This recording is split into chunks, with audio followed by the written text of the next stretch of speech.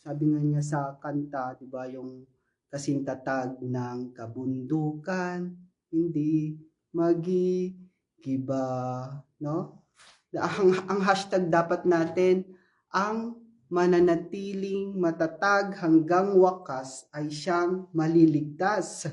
Amen po ba? Because of our faith, yung pananampalataya nating matatag, tayo ay nananatili. Dapat lang tayo maging matatag sa kabila ng pagsubok, kabila-bila ang pagsubok natin, anumang pagsubok nyo, trials natin, dapat kasing tatag tayo ng kabundukan na hindi nagigiba. Amen? Basahin po natin ang Santiago 1:2-4, yan yung teksto po natin. Sabi, mga kapatid, magalak kayo kapag kayo dumaranas ng iba't ibang uri ng pagsubok. Dapat ninyong malaman na napatatatag ang ating pananampalataya sa pamamagitan ng mga pagsubok at dapat kayong magpakatatag hanggang wakas upang kayo'y maging ganap at walang pagkukulang. So let's pray. Amang banal, maraming salamat po Panginoon sa umagang ito, Lord God. Kami, Panginoon, ay nagsusumamo, Panginoon, sa iyo, O Lord God, sa iyong salita, Panginoon, na aming kakainin sa araw na ito, Lord God. Lord, maging kalakasan po namin at maging matatag kami, Panginoon, upon we hear, Panginoon, your word, O God. Lord, gamitin mo lang ako, Panginoon, as a vessel, Panginoon, na ikaw, Panginoon, makita, madama ng bawat isa, Panginoon. Lord God, i-increase mo yung faith po namin, O Lord God, yung level ng pananampalataya po namin, O God. At sa kabila, Panginoon, ng trials na aming pinagdadaanan, O Lord God, Lord, ikaw, Panginoon, magbibigay ng pananampalataya, ng strength, O Lord God. Salamat po, O Lord God. Sa umagang ito, O Lord Jesus, Lord, ikaw na po ang mag-manifest sa bawat isa, Panginoon, sa GCFF, O Lord God, kanya-kanya po namin buhay, O God, pamilya, O Lord Jesus. And Lord, ikaw ang Diyos na buhay, hindi nagmamaling, hindi nagpapabaya, O God. Kami, Panginoon, mga anak mo, Panginoon, mananatili, Panginoon, hanggang sa pagdating mo, O Lord God. At andun yung katatagan, Panginoon, ng pananampalataya, Lord. Salamat po, O Jesus. Pagpalain mong bawat isa, O Lord God, and we rebuke all kinds of evil works in Jesus' name, O Lord God. Internet connection, Lord God, panatilihin mo, Panginoon, na maging maayos ito, Panginoon. Ikaw ang Diyos na buhay, Panginoon, nagbibigay, Panginoon, ng mga pangangailangan po namin, O God. Sa araw nito, Lord God, ikaw, Panginoon, ang siyang makita, O God, manifest ang Banal na Espiritu, Lord, nakakasama po namin. Salamat, Lord. Salamat, Holy Spirit. In Jesus' name, amen and amen. Yun, praise God sa bawat isa. Next slide, Kuya BJ. Ang faith mong matatag sa kabila ng trials. Sabihin mo sa katabi mo, ang faith mong matatag sa kabila ng trials. No, pag-aralan po natin yung Book of James, kasi diyan yung teksto natin sa Santiago sa Tagalog. Ang Book of James, sa kanyang sa book itself, ang author nito ay si James. Yung sa kabila, kuya, yan. And ito ay sinulat nung 63 AD in Jerusalem. And ito ay patungkol si James pala is half-brother of Jesus Christ sa human nature. Ito ay isinulat noong 63 AD sa Jerusalem. At ang book na ito ay patungkol sa mga 12 tribes of Israel, sa mga Jewish believers. And ang book na ito ay mayaman sa salvation, soteriology at hortatory, yung paalala at pagpapayo. And ito ay maganda sa mga church pag nag-share tayo. Maganda ito sa mga church na ibahagi. So, dumako naman tayo sa definition ng faith.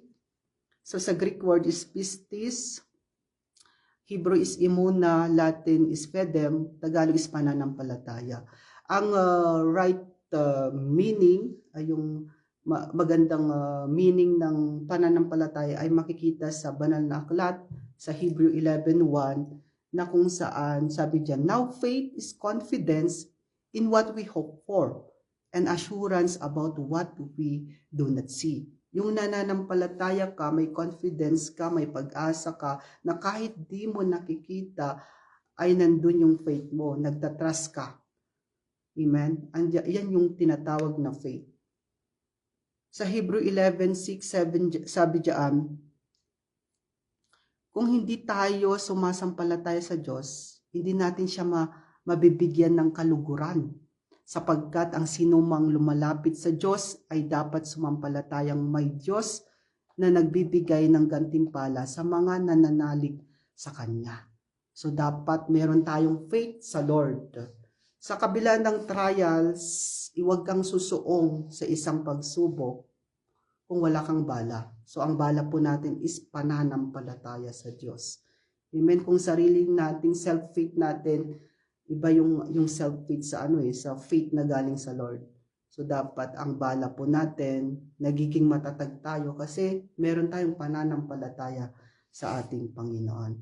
So ang great story ng faith, yung mga matatag na sa pananampalataya sa Bible times, unang example po natin is si Esteban, no? Isang martir, binato siya kasi nananampalataya siya sa Lord.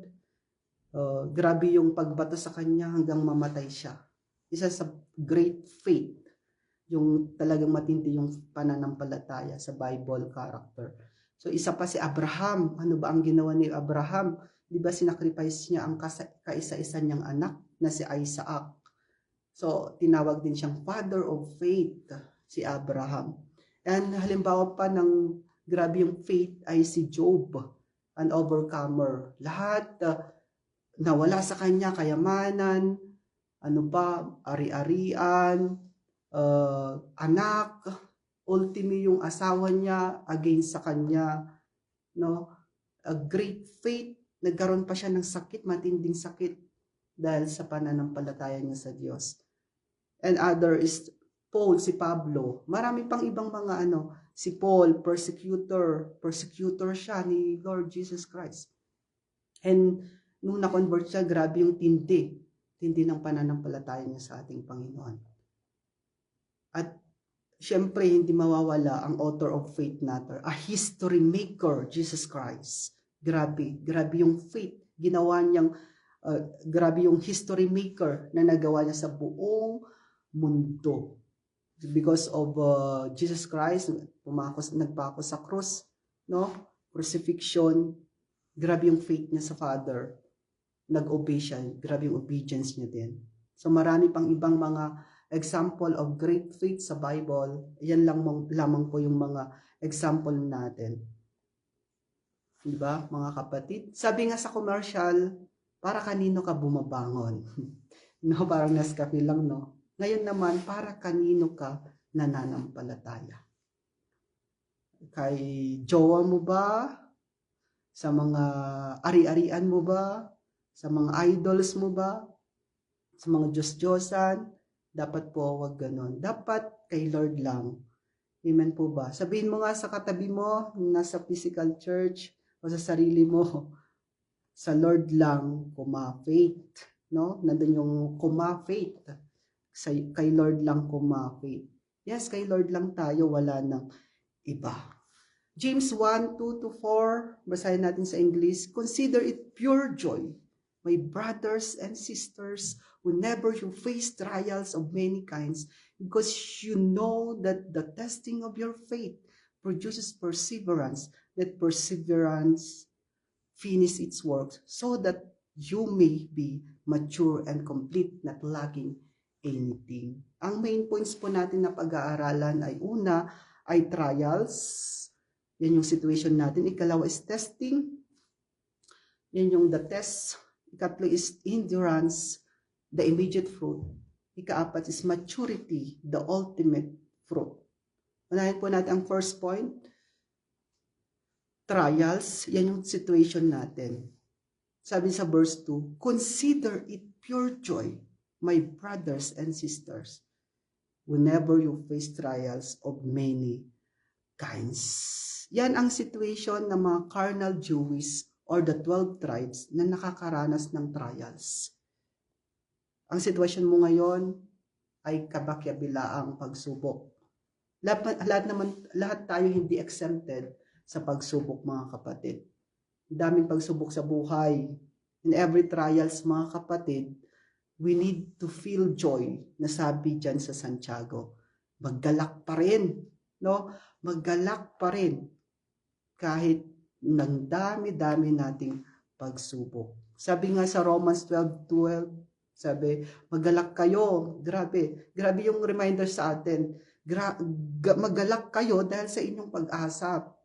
Magtiyaga kayo sa inyong kapighatian at palaging manalangin. Sa sitwasyon mo ngayon, kapatid, nawalan ka ng mahal sa buhay, broken ang relationship mo, may sakit ka, nakakaranas ka ng depression, anxiety, hopeless ka, financial brokenness, ang dami mong utang, tabi pa more, at iba pa, maggalak ka pa rin sa kabila ng pagsubok natin sa buhay. So yan ang payo ng Biblia maggalak. Maggalak tayo at palaging manalangin. Pag meron ng pagsubok, syempre manalangin na tayo sa ating Panginoon. Bigyan tayo ng wisdom kung paano tayo i-lead sa solusyon ng ating mga trials.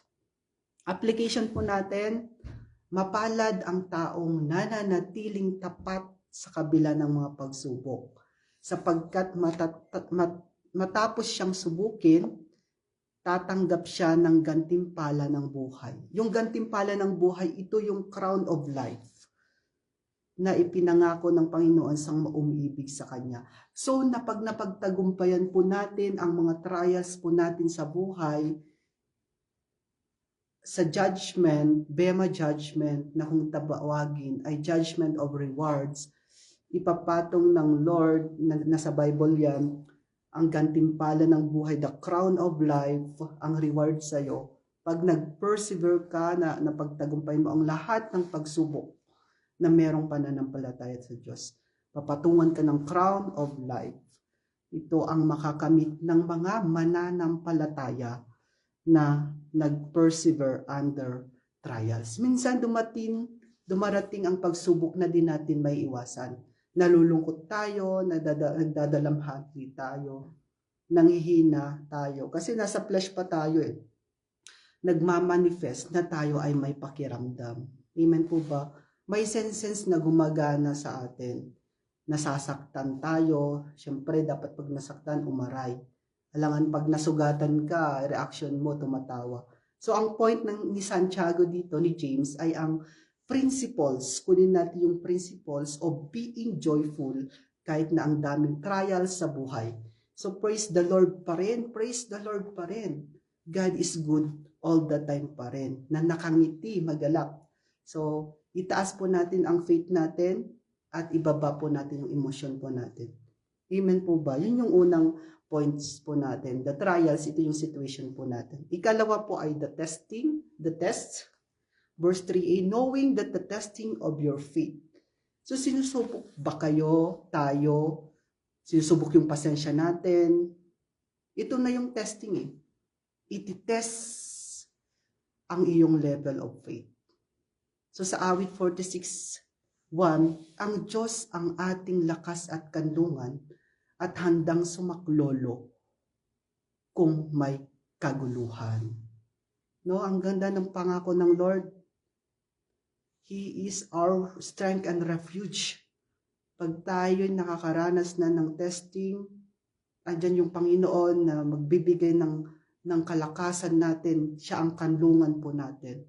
At sa unang Pedro 1:7, sabi niya, ang gintong nasisira ay pinaparaan sa apoy upang malaman kung talagang dalisay. Gayon din naman ang iyong pananampalataya na higit na mahalaga kaysa ginto ay pinaparaan sa pagsubok upang malaman kung ito ay talagang tapat. Sa gayon kayo papurihan, dadakilain at pararangalan sa araw ng mahayag si Hesu Kristo. Pagdating ng testing, mga kapatid, sabi ng awit 46, ang Diyos ng ating lakas at kanlungan. our strength and refuge, na handang saklolo sa oras ng kaguluhan. Clear po ang Bible, mga kapatid. And sinabi pa niya sa 1 Peter 1:7 na ina-identify niya kung ikaw ay fake or faithful sa Diyos. Malalaman kung tunay kang Kristiyano sa pamamagitan ng testing of life. Ito ay ang pagsubok na dumarating sa ating buhay. So nakakalungkot kasi may mga believers na sinisisi ang Diyos. Puro praise the Lord. Puro praise the Lord pag may blessing. Praise the Lord, on fire sa gawain. Pero pag dumating na ang pagsubok, ayan na. Praise the Lord. Ang praise the Lord niya, nagiging erase the Lord. Nagiging erase the Lord na. Ang sinasabi, wag po ganun. Imbes na Panginoon lang sinasambit, puro na Panginoon. Kasi kailangan na niya eh. Gusto niya na marami siyang pangangailangan, so puro Panginoon na lang. So dapat praise the Lord at Panginoon ang ating binabanggit in every testing, in every trial sa ating buhay. The testing is ito. Ang testing po ay ito, yung nararanasan po natin bilang mananampalataya. Yung nagsiserve ka kay Lord, on fire ka sa paglilingkod. Pero hindi kayo okay ng kapatid mo, ng asawa mo, ng anak mo, ng magulang mo, ng kaibigan mo. Paano mo yan i-handle, kapatid? Mahirap na testing bilang mananampalataya. May sitwasyon na sasabihin sa'yo, banal-banal, todo ang iyak, pero hindi naman maayos ang pakikitungo sa pamilya. So andun yung testing natin as believers. And as an application, mga kapatid, yung verbal faith is not enough. Yung pag sinasabi mo lang, marami kang kuda, is not enough ang verbal faith. And mental faith, pag iniisip mo lang, is insufficient. Hindi rin siya sufficient. And actual faith, although it is effective, yung actual nakikita mo. At ang maganda dyan, faith must be there. Doon yung pananampalataya po natin. But it must be more faith. It must inspire with action. Dapat may action, may application sa ating buhay. So verbal faith is not enough. Mental faith is insufficient. Actual faith is effective. But more faith, and dapat may action, no? Faith with action, faith without action is dead. Hindi lang siya sinasabi, hindi lang siyang iniisip, hindi lang siya nakikita, kundi isinasagawa. May action, may application, dapat yung pananampalataya po natin. Yun yung number 2, the test. Number 3 is endurance. The immediate fruit. Endurance, matiisin. Verse 3b and verse 4a produces endurance, and let endurance have its perfect result. May bunga dapat. Sabi nga sa Isaiah, no, when the time is right, the Lord will make it happen. So dapat maitiisin ka. Meron kang attitude na endurance. No, idinadalangin din naming patatagin niya kayo. Next slide, kuya. Niya kayo sa tulong ng kanyang dakilang kapangyarihan upang inyong matiis na masaya at may pagtsatsaga ang lahat ng bagay. Lagi kayong magpasalamat sa Ama sapagkat minarapat niyang makabahagi kayo sa mga pangako ng Diyos para sa mga hinirang na nasa liwanag. Yan yung sinasabi sa Colossians 1:11-12. Sa Hebrew 10:36 naman, kinakailangan kayo magtiis upang masunod ninyo ang kalooban ng Diyos at matanggap ninyo ang kanyang ipinangako. Andun yung word na matiisin. Endurance. We endure, matiisin daw tayo. Kaso, hindi mapagtiis. Ano po? Na-injured tuloy. Imbes na endure, naging injured. Na-injured yung faith. Ang immediate result or fruit niya ng mananampalataya ay endurance, matiisin. Dahil grabe ang faith mo, nakikita sa'yo ang pagkamatiisin. Pagkamatiisin mong Kristiyano. Sino sa inyo ang matiisin? Tapik-tapik sa katabi. Nako, baka matirisin. Nagtitiris pala ng kapwa Kristiyano. Pag andyan na mga pagsubok, ayun na, wala ng patience, wala ng katyagaan sa mga disipulo, sa mga inaalagaan, sa ministry na hinawakan, na kapag may faith na matatag, meron ding pananampalataya na endurance, the immediate fruit. Si Lord hindi po late, hindi delay, tumugon. Yung ugali mo hindi maitiisin, si Lord hindi po late, hindi siya delay. Atat ka lang kasi wala kang endurance, hindi ka matiisin. Amen? Faith endures trials. Yung trials kasi, come and go lang siya. Pero dapat strong yung faith po natin upon we face trials at yan nadidevelop yung endurance po natin. Faith obeys the word, faith acts wisely. So dapat meron obedience sa word of God at andun yung action. Application po natin, why do bad things happen to good people? So natanong ba natin, nananampalataya naman ako, ba't ganon? Mabuti naman ako, ba't grabe pa rin yung sa akin? Bakit nakakaranas ng di maganda ang mga taong mabuti naman ako? Sabi sa John 16:33, sinasabi ko ito sa inyo upang kayo magkaroon ng kapayapaan sa pakikipag-isa sa akin. Magdaranas kayo ng kapaghatian sa mundong ito, ngunit tibayan ninyo ang inyong loob na pagtagumpayan ko na ang sanlibutan. Ang gandang i-meditate yan. Why do bad things happen to good people? Bakit kaya yung hindi naglilingkod, sila pa ang mas hindi na-stress at nadidepress. Kaya nga ang ibang Kristiyano hindi na kinakayanan kasi akala pag Kristiyano na puro mas matindi yung pagsubok, puro galak lang, puro saya, wala nang problema. So which is definitely no, it's not, mga kapatid. Magalak ka kasi nakakaranas ka ng pagsubok. Hindi yan nawawala, kapatid. Ang dami kang ng pagsubok pero wala ka namang Kristo, hindi matatag, no? Kaliwaan, kabila-bilaan yung pagsubok, pero may Kristo kang nakakapitan, that grabe ang assurance mo pag ganun ang ating level, status as human, no, believers in Christ. So, mga kapatid, dapat magalak tayo kasi nakakaranas tayo ng pagsubok, hindi yan mawawala ang mga pagsubok, problema sa buhay. Hanggat nabubuhay tayo, may pag-asa daw. Habang may buhay, may Kristo. Leave the problem. Sinasabuhay talaga natin yung problem, hindi natin iniiwasan, hindi leave the problem. No? Hindi siya aalis yan. Huwag mong tambayan. Isa pamuhay na sa buhay na natin ang problema, magkaroon ka ng endurance pag matiisin every trials in our life.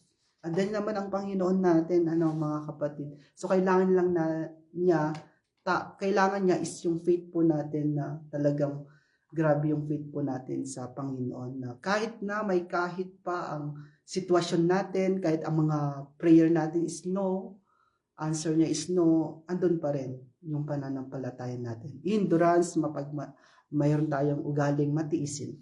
And number 4, din to na tayo maglalas, maturity, the ultimate fruit. Sabi sa Philippians 4:13, I can do all things through Him who strengthens me. Amen? Ang ganda ng pangako ng Lord.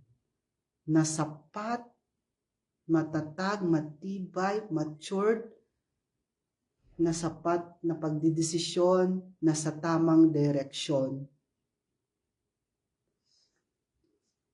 Siya pala ang nagbibigay strength, ang ating Panginoon. Nagmamature tayo. This is the ultimate fruit, that fruit na yung fruit na nag-grow po tayo, yung bunga dapat nag-grow tayo as a Christian. 1 Corinthians 2:6, yet we do speak wisdom among those who are mature, a wisdom however, not of this age, nor of the rulers of this age, who are passing away.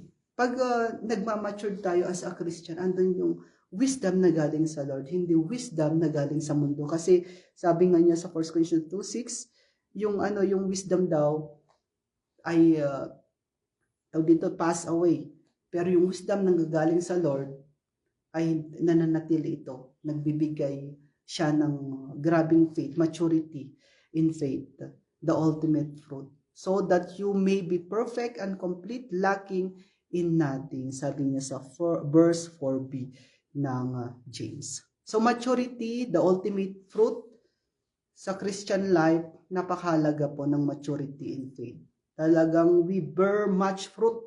Dapat mabunga tayo na kahit na may kahit pa yung mga sitwasyon natin, dapat ang kinakain po natin ay karne na. No, matured na sa pananampalataya. Wag po 5 years ka na sa ministry, puro gatas pa rin. So 10 years ka na, wala pa rin pa nagbago. We should be matured enough, growing in faith, mga kapatid. So never stop praying. Ito yung nagde-develop ng pananampalatayang matatag.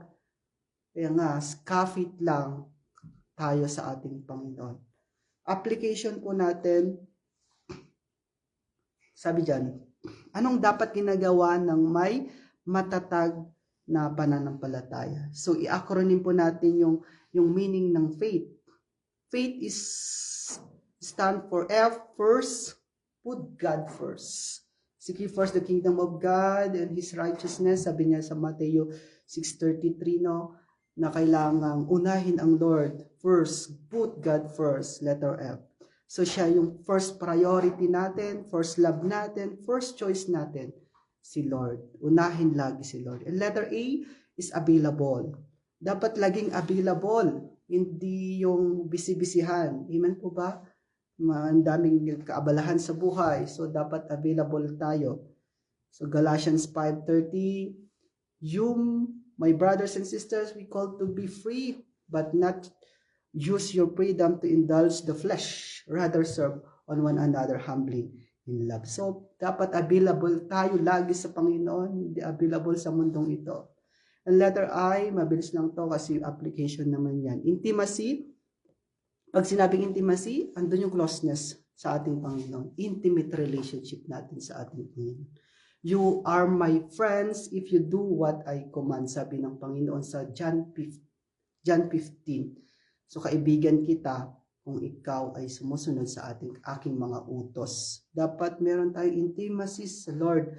Nagde-devotion tayo araw-araw, nagpipray sa Lord araw-araw. Andun yung closeness natin sa Lord. And letter T is time. Ilaan ang oras natin sa Lord.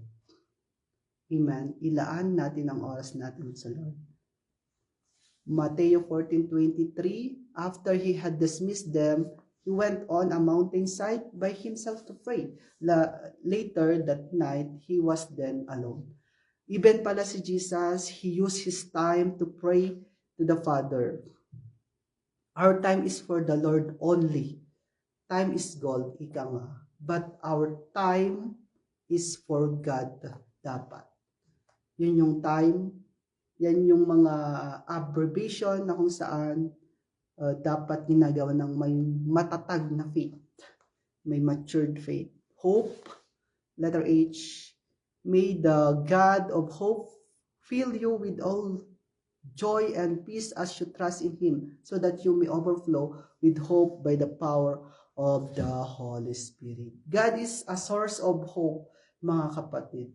Di ba nga, nagkaroon tayo ng pag-asa because of Jesus Christ, crucifixion. Nagkaroon ang lahat ng makasalanan ng pag-asa para maligtas. Andun yung hope that we are saved. Summary po natin. Next slide. Ang faith mong matatag sa kabila ng trials. Yung kanina, trials po natin, first point trials, yung situation natin ngayon, nararanasan. And number 2, testing, anumang testing ng buhay, endurance, dapat maging matiisin tayo, nagkaroon yung immediate fruit, na sumisibol na, and maturity, yan yung talagang bubunga ka na ng bear much fruit as a Christian. Diyan mapapatatag ang iyong pananampalataya sa kabila ng trials. As a conclusion, through faith, ang totoong pananampalataya, hindi ito yung, it's not believing until you receive what you want. Hindi yun.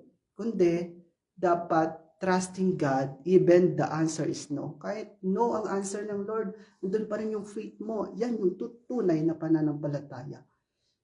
And the goal of faith is not for God answer our prayer. Hindi lang yung inanswer ng Lord yung mga prayers mo, but dapat meron kang deeper relationship sa Lord, nag-grow ka sa relationship mo sa Kanya. Yan yung goal of faith po natin as a believers in Christ.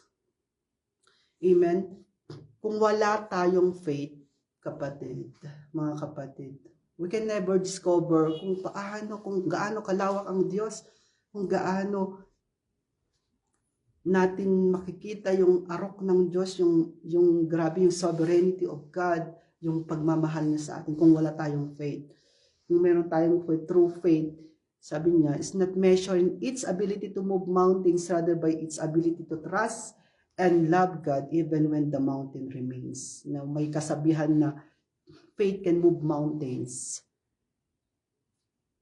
Pero kung hindi yan totoo, dapat mananampalataya ka pa. Kahit na hindi nag-move yung mountain, dapat meron ka pa rin pananampalataya. Kasi sa verse na yon is a figurative na kung saan inahahalin tulad lang ng Lord sa isang faith ng believers na kung saan ganito, kasing firm ng mountains ang iyong pananampalataya, and you can move the mountains kung talagang may great faith ka in metaphor statement ng Panginoon. Kapatid, the purpose yung pagtitipon natin ngayon, hindi po to increase our knowledge, hindi tayo magpatalinuhan dito, kundi magiging Christ-like po tayo, Christ-likeness. Andun yung application na sinasabuhay po natin. Hindi kailangan ng Lord yung pera mo, kung ano man ang meron ka ngayon, kayamanan mo, kaalaman mo. Ang kailangan ng Panginoon ay ang pagsunod, obedience, yung faith mong matindi sa kabila ng trials.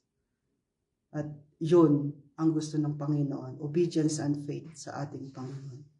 Ang faith mong matatag sa kabila ng trials. To God be all the glory. So, doon po nagtatapos at awitan muna natin ang Panginoon bago tayo mag-pray. So kahit nakaupo kayo dyan, pwede po. Yan, salamat sa Panginoon.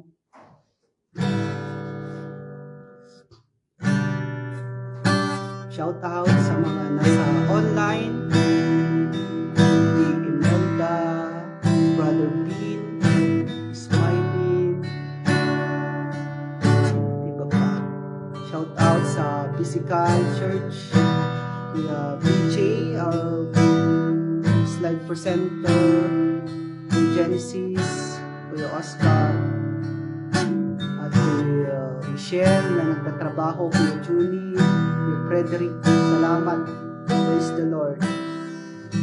Kita-kits next year. Pero naka-online pa rin ako. Kasi by November, nasa Pilipinas na tayo. Praise the Lord sa buhay ninyo.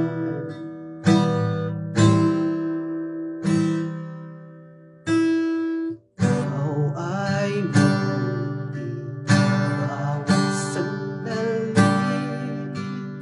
Sa habang buhay ay mananatili, hindi napapawala